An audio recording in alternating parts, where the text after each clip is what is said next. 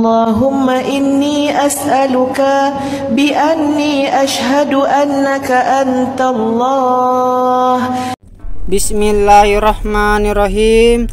Assalamualaikum warahmatullahi wabarakatuh. Hai saudaraku seiman, dimanapun kalian berada, semoga kalian semua dalam lindungan Allah Subhanahu wa ta'ala dan selalu mendapatkan rahmatnya, karena dialah Sang Maha Zat, Maha Besar lagi Maha Perkasa. Amin ya Rabbal Alamin. Kali ini saya ingin berkisah tentang Perang Badar yang banyak orang tidak mengetahuinya, dan Allah Subhanahu wa ta'ala pun ceritakan di dalam Al-Quran, di antaranya surat Al-Anfal dan surat Al-Imran. Serta inilah perang satu-satunya yang malaikat pun ikut serta dalam peperangan tersebut, sehingga pasukan muslimin memenangkan Perang Badar. Perang Badar adalah perang besar yang pertama kali terjadi dalam Islam. Perang ini terjadi pada 17 Ramadan tahun 2 Hijriah. Kala itu rombongan kafilah dagang Quraisy pulang dari Syam menuju Mekah yang dipimpin oleh Abu Sufyan. Abu Sufyan orang yang paling keras memusuhi Islam.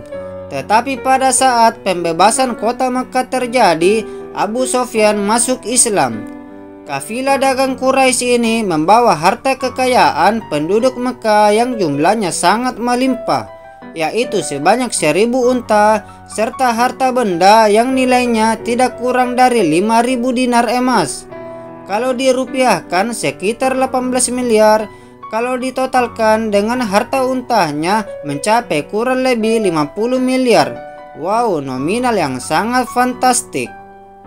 Rasulullah Shallallahu Alaihi Wasallam kemudian mengumumkan kepada kaum muslimin untuk menghadang kafilah dagang Quraisy yang di dalamnya terdapat Abu Sufyan. Ini adalah kafilah dagang Quraisy yang membawa harta benda mereka.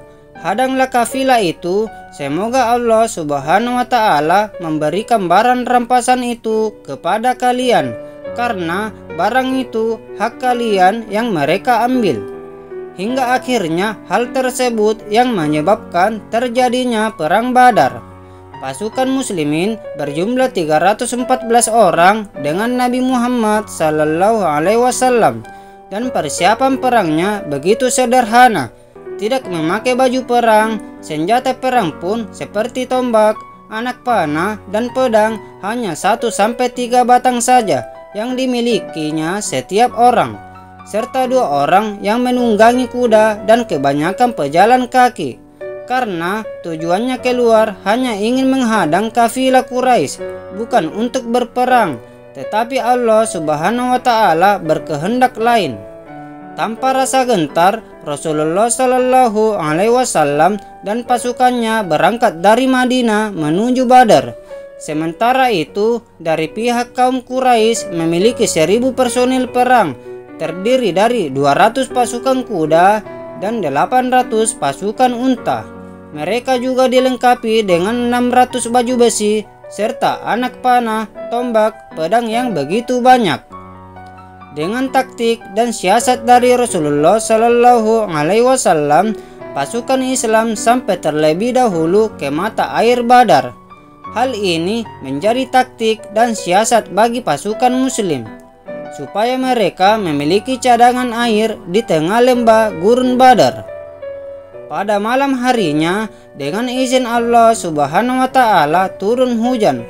Hujan yang turun di pihak kaum kafir Quraisy, hujannya sangat lebat dan membuat jalannya becek sehingga pasukan Quraisy tidak bisa tidur. Tetapi hujan yang turun di pasukan muslimin, hujan gerimis, sehingga pasukan muslimin tertidur dengan nyenyak. Maka dari kejadian ini, fisik dari pasukan kafir Quraisy melemah karena kurangnya tidur. Namun di pasukan muslimin keadaan yang sangat segar bugar dikarenakan nyenyak dalam tidurnya. Keesokan harinya terjadilah perang besar itu, di mana perang tersebut melakukan duel terlebih dahulu atau biasa disebut dengan perang tanding.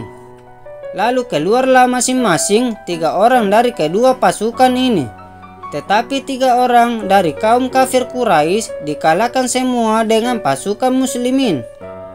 Maka dari itu, mulailah kedua pasukan ini saling menyerang, melemparkan anak panah, saling tebas dan saling menangkis dari masing-masing lawannya.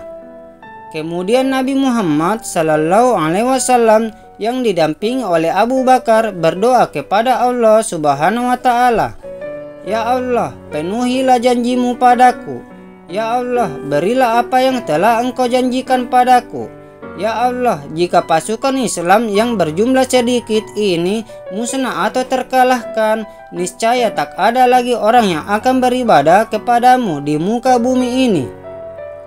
Setelah Nabi berdoa kepada Allah, turunlah malaikat dengan beransur-ansur dari langit. Kemudian malaikat itu saling memanggil para temannya, lalu menebas musuh-musuh Allah. Berkat bantuan Allah Subhanahu wa Ta'ala yang mengirimkan malaikat kepada pasukan muslimin, akhirnya pasukan muslimin memenangkan perang tersebut.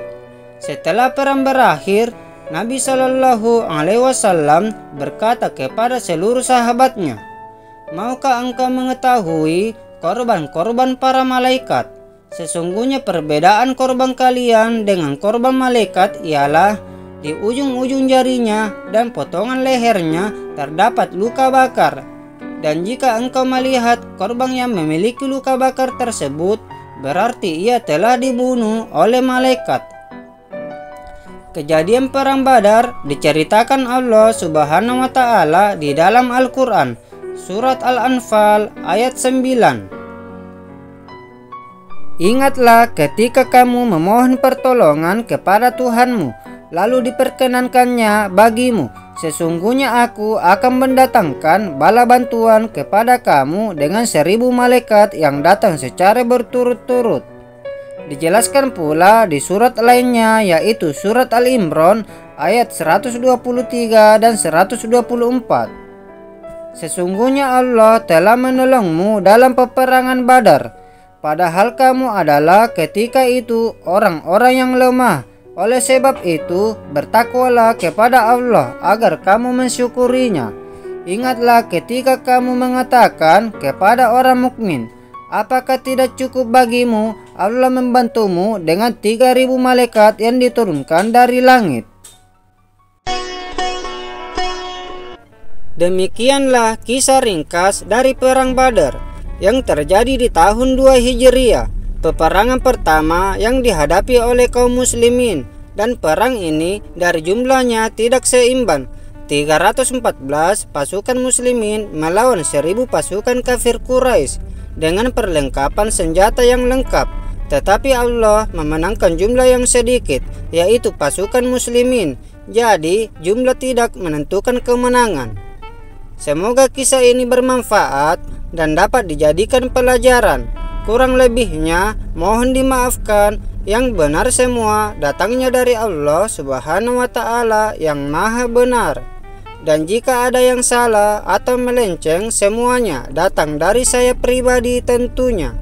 Sampai ketemu lagi di kisah-kisah selanjutnya di channel Zira Islamiyah. Assalamualaikum warahmatullahi wabarakatuh.